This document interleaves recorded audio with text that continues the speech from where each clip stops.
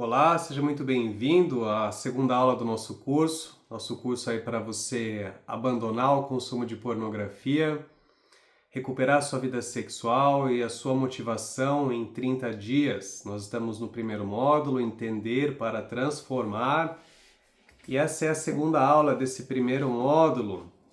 Essa aula se chama Você Não Está Sozinho. Nós falamos um pouco sobre esse tema nos outros dois vídeos desse curso, mas hoje eu quero especificamente falar sobre esse assunto. Por que acontece? Não se fala sobre esse tema, né? É um tema que é um grande tabu, então você não vê quase nada sobre isso na mídia, você não conversa sobre isso com os seus amigos, então você acaba se sentindo isolado, só você está passando por isso, você se sente um problema, algo que só está acontecendo com você, vai se isolando cada vez mais. Então eu quero reforçar uma vez mais aqui com esse vídeo de hoje que não, o problema sim é bem grande, é bem significativo, e você vai entender por que ele não chega, as informações não chegam até as pessoas, por isso elas acabam se sentindo assim sozinhas nessa jornada. Então, quais são os objetivos dessa aula de hoje? Mostrar que você não está sozinho, explicar por que você não vê mais sobre isso, porque não se fala mais sobre esse tema, né? E apontar também o que é que você tem a ganhar com essa jornada, se você não está convencido ainda, vamos falar um pouco mais sobre isso. O alcance do problema, então qual que é o tamanho desse problema hoje? O que as pesquisas estão demonstrando? Alguns levantamentos feitos aí com homens, né, com acesso à internet, obviamente, mostraram que entre 70% a 80% desses homens tinham consumido pornografia pelo menos uma vez no mês anterior. Então pense um pouco. Entre 70% a 80% das pessoas que responderam a essa pesquisa, homens no caso, afirmaram que haviam consumido pornografia no mês anterior. Cerca de 30% dos homens que consomem pornografia, eles cumprem os requisitos para serem considerados viciados em pornografia. Tá? Existem diferentes metodologias que foram usadas para isso, algumas com os pesquisadores diretamente falando com as pessoas, outras em que as pessoas responderam aos questionamentos, mas eles apontam para um número mais ou menos aí nessa faixa de 30% dos homens podem ser considerados viciados em pornografia, tá? Então vamos ficar atentos a isso. E outro número que eu acho bem interessante, bem importante, que 1 a cada 3 homens jovens hoje, então jovens aí abaixo dos 40 anos, mais ou menos, eles enfrentam algum tipo de disfunção sexual. A gente está falando aí principalmente sobre dificuldade de ereção, né? Broxar aí, anorgasmia, né, dificuldade de atingir orgasmo, ejaculação precoce, etc. Algum tipo de disfunção, 1 a cada 3 homens jovens hoje. Para que a gente possa entender, então, a relação da pornografia especificamente com essas disfunções sexuais, não? Por que tanta gente jovem tem esses problemas e por que a gente pode relacionar isso à pornografia? Não seriam outros motivos? Vamos ver. Há mais ou menos 20 anos, um pouco mais, né, as pesquisas mostravam que apenas 2 a 3% dos homens jovens sofriam com algum tipo de disfunção sexual. E hoje a gente está falando aí sobre cerca de 30%, né, de homens com algum tipo de disfunção sexual. O que a gente está falando então sobre um aumento de mais ou menos 1000% em 2 décadas. 2 décadas não é um período muito prolongado, então assim, não houve tantas mudanças significativas que poderiam justificar isso, e até se investigou algumas dessas possibilidades, por exemplo, piora na qualidade dos alimentos, tabagismo, etc., e não encontraram nenhum fator que realmente pudesse explicar isso, a não ser o avanço dos grandes portais de pornografia na internet, né, da internet de alta velocidade e mais recentemente aí os dispositivos, né, de smartphone com internet rápida nos celulares. Então, esse seria o único grande fator decisivo, o único fator que poderia explicar um avanço tão significativo aí nas disfunções sexuais entre homens jovens. A gente vai conversar sobre isso, principalmente quando a gente entrar um pouco mais na questão aí da neurociência do vício, da compulsão, como que o consumo de pornografia afeta o seu cérebro, particularmente o sistema de recompensa do seu cérebro, tá bom? Nos últimos vídeos, um deles eu falei sobre a questão das disfunções sexuais serem a ponta do iceberg, né, no problema dos vícios e das compulsões, o vício em pornografia, né, especificamente. Por que eu estou falando de ponta do iceberg? Normalmente é aquilo que traz o homem, particularmente, para rever essa questão do consumo de pornografia. Começa a ter dificuldade de ereção, e aí ele percebe, por exemplo, ainda consegue manter ereção com a pornografia, mas na hora do sexo não consegue, eu tenho uma ereção fraca, né? Aquele famoso borrachão, o Gonzaga, vamos falar assim, não está conseguindo fazer a contento.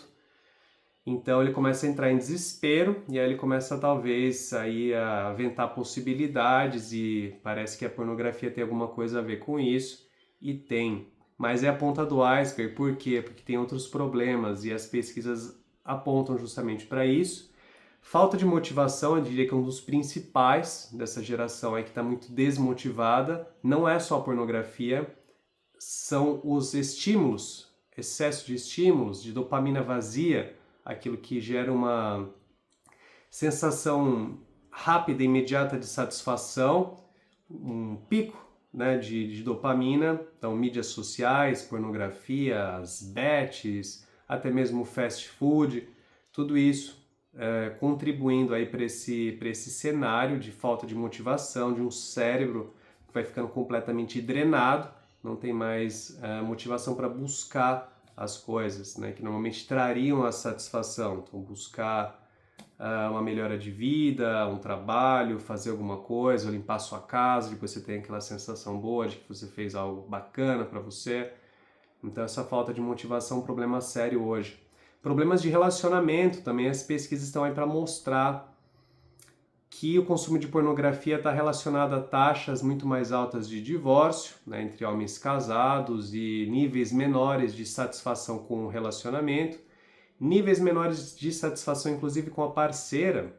É curioso até que alguns estudos mostram aí que os homens avaliam suas parceiras mais negativamente com relação à aparência, os homens que consumiram pornografia, né? Avaliam mais negativamente com relação à aparência e até mesmo a inteligência. Olha só que coisa. Então, a pornografia afetando efetivamente os relacionamentos de forma negativa. Promovendo também dificuldade de concentração e de atenção, obviamente, não consegue se concentrar, o chamado brain fog também, uma mente turva, uma mente que não consegue se concentrar. Desequilíbrio hormonal, inclusive comprometendo aí para molecada, né, que está buscando ganho de massa muscular, etc., também atrapalha nessa parte. Isolamento social, né? A gente tem o fenômeno aí dos jovens de quarto hoje em dia, jovens que não saem do quarto, então preste atenção a isso. Pode ser sim que a pornografia está afetando a sua disposição de se relacionar, porque também, de novo, são coisas que geram uma satisfação. Nosso cérebro está programado para buscar conexão, relação com outras pessoas. Nós evoluímos enquanto espécie para isso. Então agora, se você está drenando o seu cérebro com esse super estimulante, que é a pornografia, onde é que está o seu impulso, o seu incentivo para buscar se relacionar com outras pessoas, etc. Além daí de ansiedade, depressão, insônia, etc. Tudo isso comprovado em pesquisa. Mas o que eu queria chegar? Algumas das coisas eu já falei anteriormente, mas por que nós não ouvimos falar sobre isso? Se o problema é tão grande, afinal, por que eu não ouço falar sobre isso? Porque não está na mídia, toda parte, todo mundo falando sobre isso. Então vamos examinar um pouco essa questão. Primeiro ponto, a maioria dos homens vem consumindo pornografia de forma regular e desde a adolescência, então isso está totalmente normalizado, pessoas veem isso como algo normal, um hábito que você usa aí para se distrair, para relaxar, etc. E quando você vem fazendo uma coisa de forma regular há muito tempo, é difícil você associar isso aos problemas que você vem enfrentando hoje. Então tá aí, muitos homens vêm consumindo pornografia há um longo tempo e não necessariamente eles associam o consumo de pornografia às dificuldades que eles estão tendo, tanto no sexo, quanto na vida, no trabalho, no estudo, etc., ou de relacionamento. Então é difícil para a maioria das pessoas ainda fazer essa associação. Ainda é visto como um hobby inofensivo, né, como uma válvula de escape, o que não é verdade. Pode ser sim um hobby para você, mas não é inofensivo, não podemos falar sobre isso. Tem várias consequências aí, como as pesquisas demonstram. Um ponto que eu acho chave aqui para entender essa questão é a noção de ser um tabu, ou vários tabus, né? As pessoas não falam sobre consumir pornografia e principalmente elas não falam sobre o tipo de pornografia que elas estão consumindo, elas não falam assim com seus amigos, por exemplo. Ah, eu estou consumindo conteúdos cada vez mais agressivos, mais intensos, teve uma escalada de conteúdo. Ninguém fala sobre isso. Então é muito um segredo, um véu de segredo que cerca essas questões, ninguém fala sobre isso.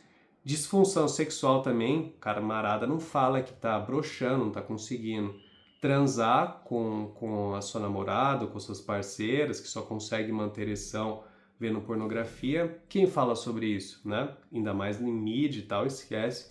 Ninguém vai falar sobre isso, é um grande tabu. Sociedade que a gente tem aí de masculinidade, ou masculinidade tóxica, é muito voltada aí no falo, né? Uma sociedade falocêntrica, achando que a masculinidade está ligada à ereção, ao seu membro, etc. Quem é que vai falar sobre essas coisas? Então não se fala sobre isso.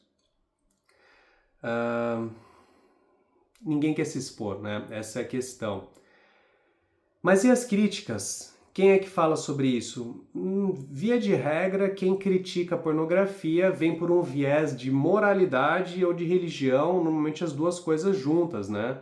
E aí quem não é de religião, não se identifica com essa proposta, fala, mas quem está criticando pornografia é o pastor, ou o padre, ou quem quer que seja, e eu não sou de igreja, então assim, para mim essa crítica é vazia, não tem importância. Por isso que eu enfatizo aqui que essa aqui não é uma cruzada moral, tá? Não é uma questão de é certo ou errado consumir pornografia.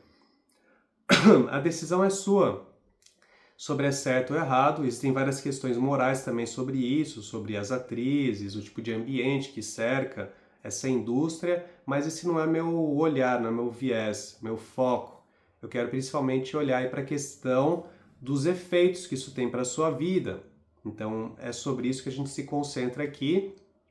Então quem tem esse tipo de olhar não está tão interessado sobre o que a crítica moral ou religiosa está falando sobre isso. Então tem essa questão aí também. As pesquisas são pouco divulgadas e pouco compreendidas, né? Quem consome pesquisa, quem lê pesquisa, normalmente só quem trabalha com isso, ou quem já está realmente numa jornada para se libertar, pode começar a ir atrás, mas assim, pode ter certeza que a mídia não tem nenhum interesse em divulgar pesquisas que falam sobre isso, até porque, o último ponto aqui, chegando, existem interesses econômicos muito grandes nessa questão. Em primeiro lugar, a própria indústria da pornografia, uma das maiores indústrias do mundo hoje, gera uma verdadeira fortuna. E tem mais, por exemplo, a indústria farmacêutica, né? O quanto se vende hoje de medicamento aí para auxiliar na função erétil. O camarada consome o Tadala ou outros genéricos aí, o Viagras e etc. Não sei os nomes todos dos medicamentos que estão no mercado, mas você entendeu a ideia, né? Antigamente aí eram remédios para pessoas normalmente mais velhas e que tinham problemas de diagnóstico de disfunção erétil. Hoje em dia meio que deu uma banalizada, a molecada está consumindo e vários que têm problema de disfunção erétil, não conseguem manter ereção com as suas parceiras pelo consumo de pornografia, cada vez mais acabam recorrendo aí ao medicamento e isso tem uma série de consequências, você pode ter certeza. Então, os interesses econômicos aí também não facilitam, não há interesse que essa informação chegue à maioria das pessoas, tá bom? Então, essa é uma aula mais rápida hoje, só para reforçar alguns desses pontos. Vamos só fazer um resumo aqui dessa aula. Você não está sozinho, né? Milhões de homens estão passando pelo mesmo problema aí no mundo inteiro. A pornografia está ligada não só às disfunções sexuais que você talvez esteja lidando, mas ansiedade, depressão, falta de motivação, isolamento, entre outros problemas. O silêncio, né? A gente não ouve falar sobre esse tema, não é porque ele não existe, é porque é um tabu, ligado que é falta de divulgação, de pesquisa científica, os interesses econômicos que tem aí por trás.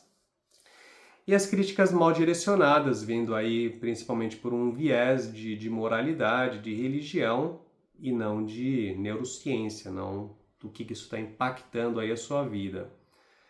Qual que é a realidade? A pornografia frita o seu cérebro, meu amigo. Não há como falar de outra forma. Está esgotando o seu cérebro, fritando o seu cérebro, o seu sistema de recompensa, sua dopamina e está destruindo a sua vida, tá? Basicamente é isso que acontece. Como falei na última aula, você só tem a ganhar abandonando a pornografia. A única coisa que você vai ter que abrir mão é da própria pornografia e a ganhar você tem melhora de motivação, disposição, concentração, criatividade, enfim, só tem a ganhar, tá bom? Qual que é a dica do dia de hoje?